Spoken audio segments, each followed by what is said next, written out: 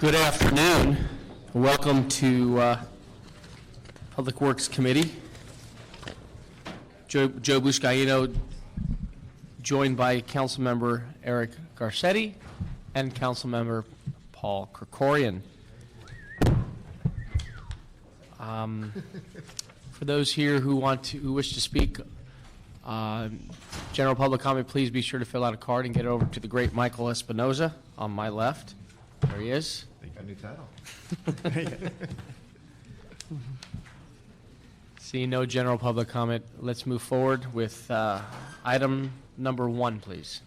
Item number 1 is a report from the city engineer relative to the vacation of an alley southerly of Olympic Boulevard between Albany Street and Blaine Street. Great. I have Guadalupe Medina representing Council District 1. Welcome, Guadalupe. Good afternoon. My name is Guadalupe with Councilmember Ed Reyes' office. I don't see the petitioner here, but he did submit a letter requesting, just removal of condition 6A, which refers to a widening requirement on Olympic Boulevard. And our office does not oppose that. We'll be in support. And we ask your support to move forward the BOE report while removing that condition 6A. So I'm submitting a copy of the letter. Very good. Petitioner is not here, you stated? Okay. Thanks for that. Questions, colleagues? Nope. Questions? No, thank you. Okay, with that, we, without objection, we'll move that item forward. And before I get to item number 2, I'd like to move items 3 and 6 for approval. Is that okay, guys? Colleagues? 3 and 6. 3 and 6. Sounds good. On consent? Yep. Without objection, move items, Michael, 3 and 6 forward, please, for approval. I'm only partially through the contracts on 6, but I think we'll go. We'll get the electronic copy next time, I think. Oh, you think item number 4, please. Oh, item number 2. I'm sorry, item number 2. I really like. Okay, item Sorry, number Mike. 2 is a report from the Bureau of Street Services relative to the expansion of current posted street sweeping routes. If we can get a representative from Street Services here, step forward. Thank you.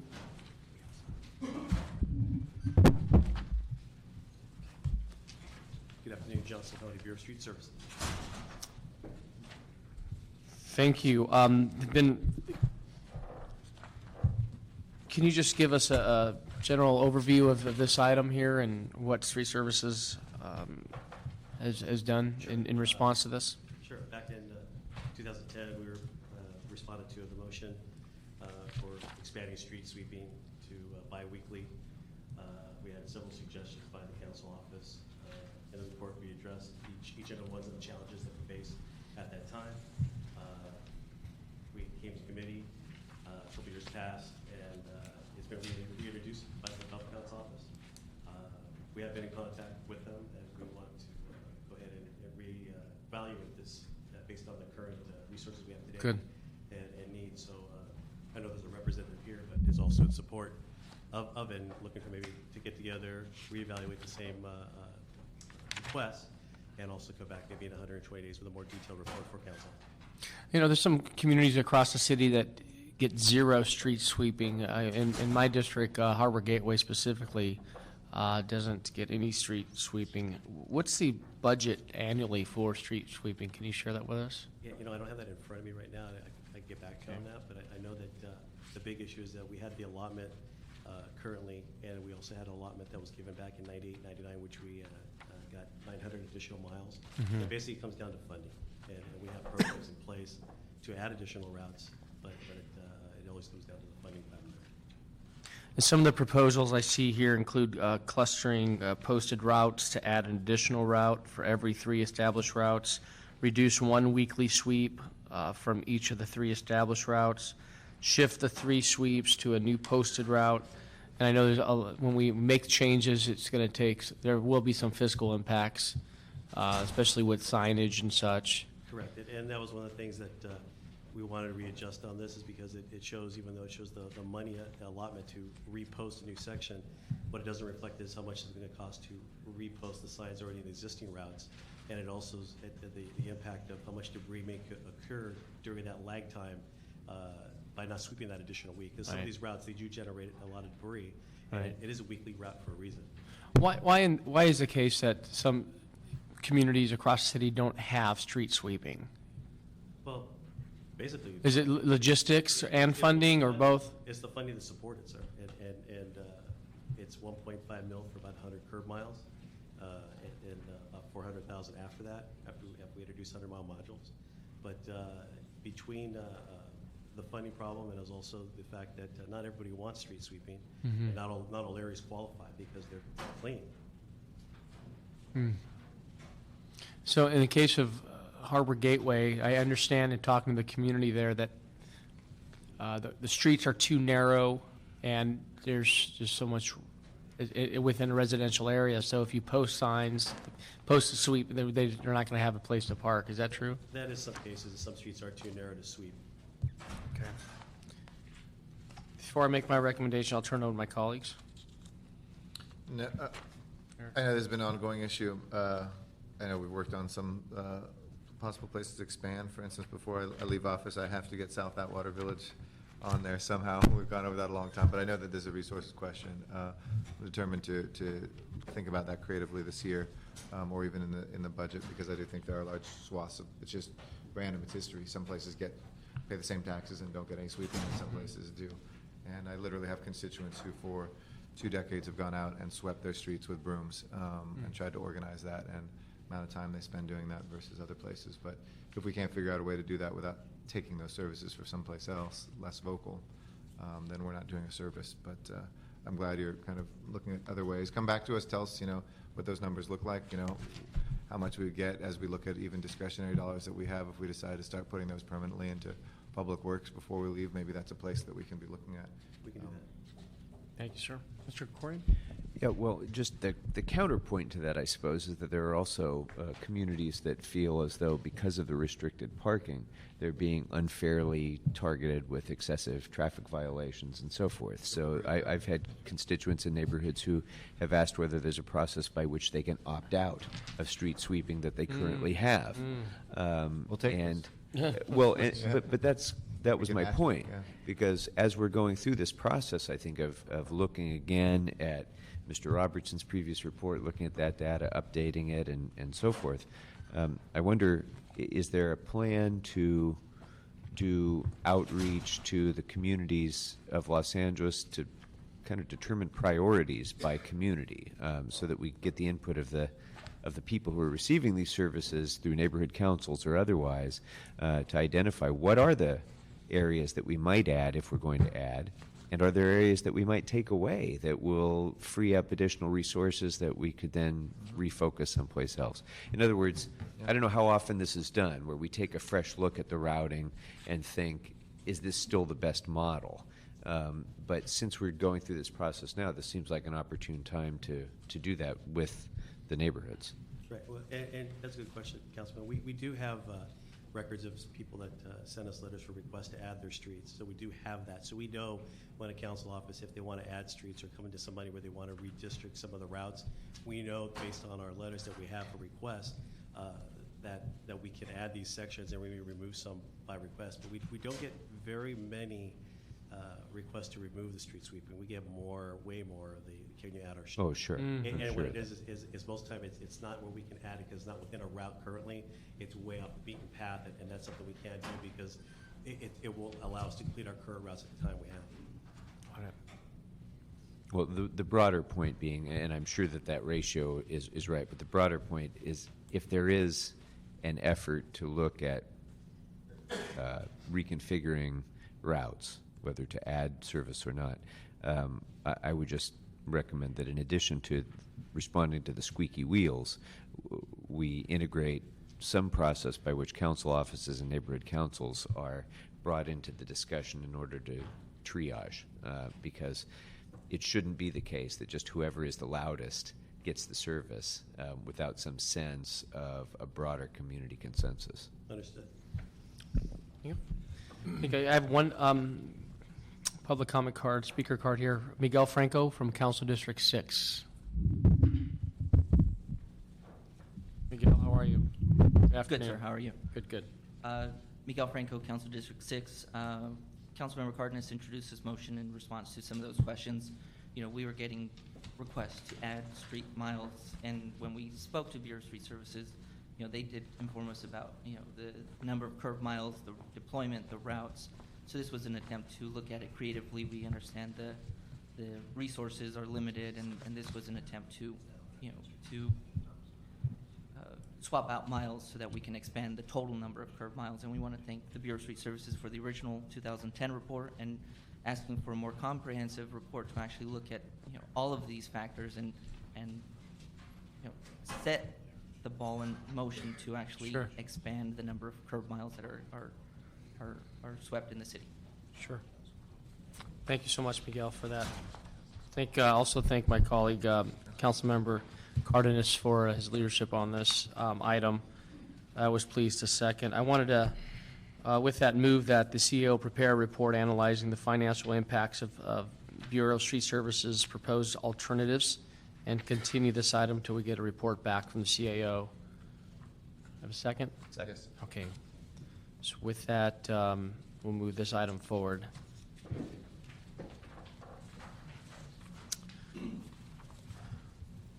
Okay, item number 4. I do have 3 speaker cards on item number 4. What we'll do is we'll hear from BOE first. If Michael, if you can just read off the item, please. Item number 4 is a report from the city engineer relative to the vacation of an alley westerly of Vine Street between Santa Monica Boulevard and Eleanor Avenue. Thank you. Mr. Yu.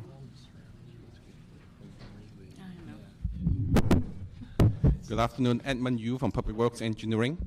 This is a request for an alley in the Hollywood area. Engineering received a written comment from the planning department basically stating that this vacation is not in conformance with the general plan. So based on that, BOE recommend for the denial of this vacation at this time. Okay, with that, I would take some speaker cards.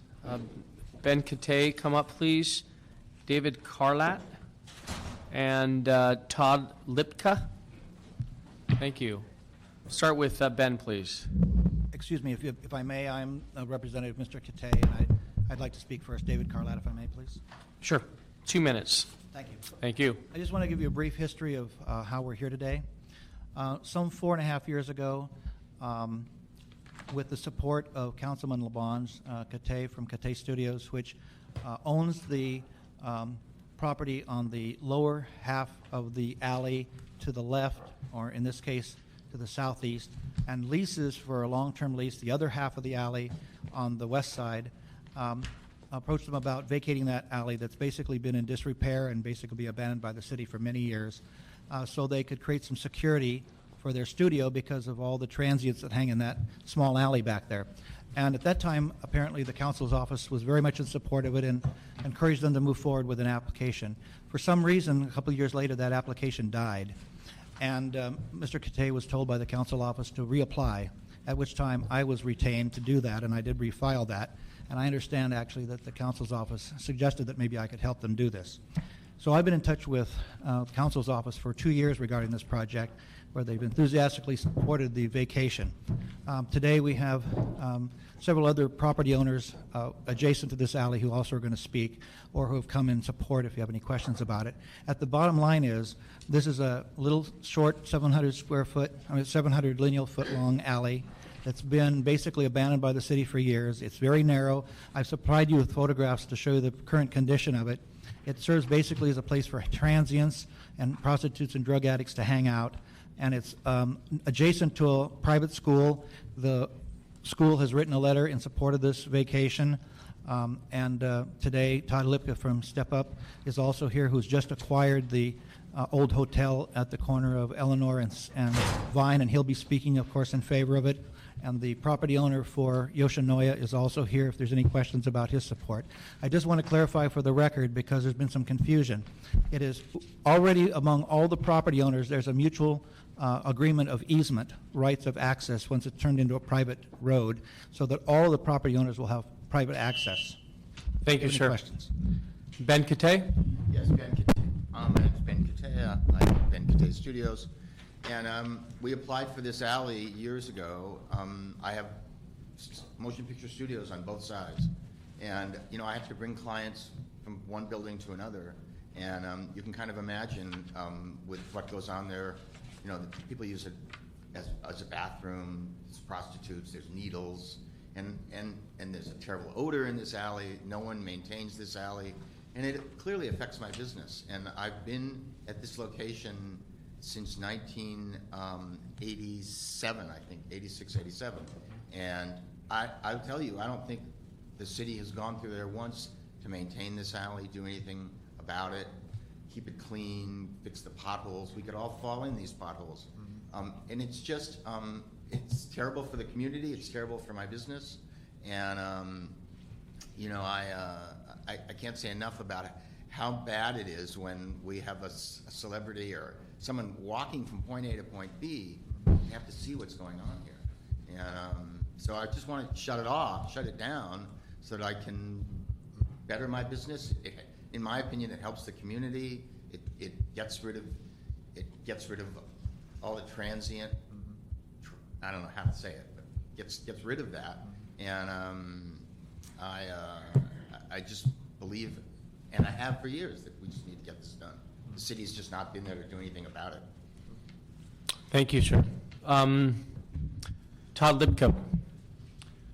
I'm the CEO for Step Up on Second, and we own the building at Vine and Eleanor, and we're in the process of rehabbing it. It's in Councilman Garcetti's district, and it's a 34-unit permanent supportive housing project. We work with the chronically homeless, mentally ill in Hollywood. So we have street teams, and our plan is to move the most chronically homeless on the streets of Hollywood into this building when it's finished in January, and it's permanent supportive housing. So a lot of the individuals we'll work with struggle with substance abuse issues too, and this will be part of their recovery. So we support the vacation of the alley because we don't want any sort of issues of, you know, encouragement of people lingering in the alley. And we also feel it's very important to be a good neighbor. We often get blamed when we go into a community for things that happen that have nothing to do with the people who are in housing, but people hanging around the housing. So we really want to discourage this kind of behavior and discourage a physical environment that is conducive to people doing drugs in the alley or prostitution. Sure. So we really support the vacation of it, and I think it will really help us solve the issue of homelessness in Hollywood. Thank you, sir. Thank you to our speakers. I'm going to defer this item to Mr. Garcetti. It's now, this location now sits in your district due to redistricting, and I'll turn it over to you. Absolutely. Thank you very much. Thank you for your testimony, and thank you for your investments, both of you, in the area.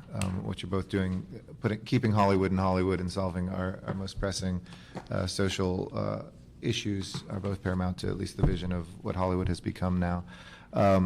I understand why planning said this doesn't conform, and we've actually had a very good and aggressive alleyway program that's just starting in the northern parts of Hollywood, where we took a former alleyway that was filled with homeless folks who we've got now in housing, and where there had been crime and pooled water and graffiti and all of that. But that took a number of years. That took property owners coming together, and those were really restaurants, which was a different sort of use up there. And I think in those pedestrian areas of Hollywood, we want to continue to do that. It's not that this is a heavily pedestrianized area on the main streets, but this alleyway access straight to, I think you said it was a private school, but I believe it's a public school. Right, the child care center, yeah, it's public. Public Yeah. charter, I think. It's yeah. Charter. And, you know, the access, it is an important access point in terms of pedestrian flow to other things on the street beyond the school, which is a particular use. So in this case, I think, you know, Bureau of Engineering certainly did their job, planning did their job, but I'm going to respectfully overrule both of them, because I think in this case, there's a compelling argument for our property owners to be able to do. The Bureau of Engineering used to, and when we had more funds, we used to be able to gate off alleyways, keep them as public, and accomplish what you essentially needed to do, and it was still our responsibility. City hasn't taken care of alleys for, if ever, for decades. We don't pave them, we don't take care of them, we just have never had the funds to do so. So I think this will be a good solution, as long as everybody has access to it. It's a good square block. You can walk easily a half block either way if you are a pedestrian, and certainly have a better experience than what's there right now. So I would move that we move forward with the vacation of the alleyway. Thank you, Mr. Garcetti. Mr. Krikorian, any questions? Yeah, quick question. You mentioned that there are mutual easement agreements among the property owners. Are those recorded easements, or is it just a It is not yet bilateral? recorded. We've been told that once this is approved, that we'll receive from Bureau of Engineering a formal document to be signed and notarized by all the parties. But they have already signed amongst themselves such an agreement.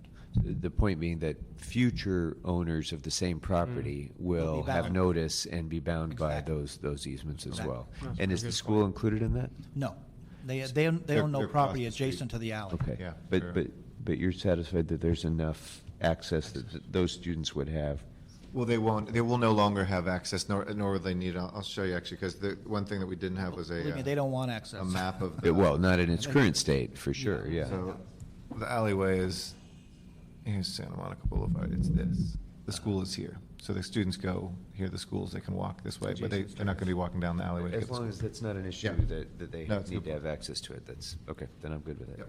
Thank you. Thank you. With that, and if Councilmember Garcetti wants to approve the vacation request, I will so move. And I'm always for vacation. It's good. Don't get enough of it. yeah. And this committee has no objection to approving this vacation request as we move forward. Okay? Thank you. Thank you Appreciate so it. much. Thank Thank you very much. Thank you. Okay, item number 5, please. On item number 4, BOE will be preparing some modified documents to support. Okay? Appreciate it. Yeah, changes. Okay, item number 5 is the report from the Board of Public Works relative to the CEQA study for an air treatment facility and street vacation at Mission Road and Jesse Street. Great, we have staff here. Please introduce yourselves and welcome. Thank you. Good afternoon, Council Member. My name is Gus Malcolm. I'm the project manager on the air treatment facility, and this is the third one that the city builds, and probably will be the last one. So what we have What- the negative deck report. Can I ask you something real quick, Gus? Nice to see you, by the way. Thank But you. what water treatment facility or sewer does this serve? Is it just the sewer line itself, or Just the sewer line itself. Okay. Actually, it ventilates the foul air from the major sewer outline. just as the sewer itself flows? It wasn't from a No, treatment not facility? it was just the foul air. Okay, So it gotcha. doesn't vent to the manhole, peak hole in the street, so the neighbor doesn't smell it. Gotcha. So this is the third one we're doing right now. It's gonna be in Council District Number 4 by the east of LA River. 14. 14. Yeah. And I have the lady Nicole Koblish from environmental planner from city and the consultant who prepared the report. Welcome. So the negative deck had a potential of having to interfere with the movement of any native resident or migratory wildlife species. So the mitigation is a nesting bird survey shall be performed for the European hackberry tree prior to initiating any construction activities that have the potential to disturb and or remove the tree during the nesting bird season, and the contractor will take care of that. So, and also we're having a street vacation because the property in between is owned by the city, by the Bureau of Sanitation. So the little corner of Mission and Jesse doesn't serve any of the public at all, so I would like to keep the private to provide the Bureau of Sanitation for future access to maintain the air treatment facility and operate it. And that the project is, as I said, this is the last one. We're providing a public access area, which is going to be a small mini park, but it has no amenities as far benches, swings, or barbecue. It's just going to be beautifully landscaped, and then we have an artwork, so the public will go and walk and get out. So Very good. We can't afford to give benches and Come here. and barbecue. Get out. Well said. That's why we call it public access area, not a public park. Thank you for articulating that. Anyone here from, would you like to add to the report, or, okay? Thank you. Good afternoon. My name's Nicole Cobley. I'm with CDM Smith.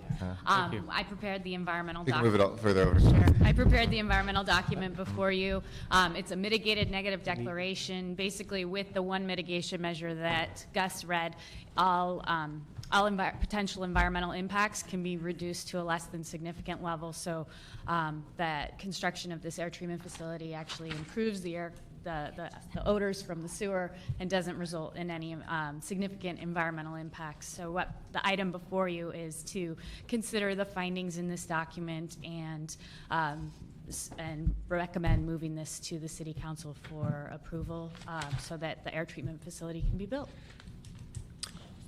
Yeah. Questions, comments, concerns, colleagues? Great. There's a grease trap that's part of this, too? Is that right? There's a grease trap that's part of this as well? No, the grease trap is mainly for the restaurant, but this facility itself, it will treat all the grease in the sewer when you lift the foul air. Yeah, I've never heard of one midstream before. I know them at restaurants and stuff like that, but you can also engineer them to put them midstream on the Yeah, sewer lines, too? But this facility itself, it has a grease trapper that lifts the grease, which airborne in the water particle that come up from the steam from the sewer foul air. Okay. Interesting. So the other one you talk about are mainly installed in the industrial Right. facilities in the restaurant. Right. This is a huge, more high-end and more powerful facility to lift the foul air. It's about 12,000 CFM. We have the fan that lift the foul air. And one last question. Where's the funding for all this coming from? Well, coming from the sewer. So just money in the sewer? I should send our CAO there more often. Actually, I give you more detail. The secondary sewer at high elevation, about 60, 70 feet, it drops into the major sewer tunnel. No, I said, where's the money coming from? Oh, money, sorry, the money Funding, coming not from the cents. from the Bureau of Sanitation Wastewater Fund. It's Wastewater fund. $4 million project. Okay, all It's right. well funded and secured. Thank you, I appreciate it. With that, I would move that, I don't see a representative from Council District 14, so this is within his, Councilmember Weezar's area. But with that, seeing no objection, we'll move forward and approve this report. Thank you. So no other public comment noted. If you do want to speak now on public comment, please fill out a card. Seeing none, this Public Works Committee meeting is adjourned. Thank you so much.